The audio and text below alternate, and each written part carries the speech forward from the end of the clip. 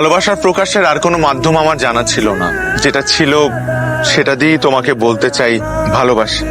I love you জেসিয়া।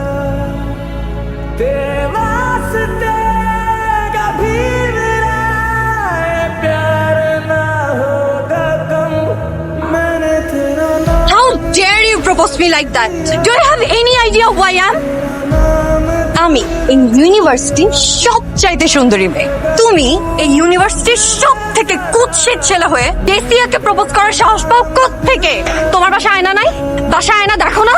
নিজের face দেখো। তোমার সাহস হয় কিভাবে? ক্যাম্পাসের সব থেকে হ্যান্ডসাম ছেলেরা পর্যন্ত আমার সামনে দাঁড়ানোর সাহস পায় না।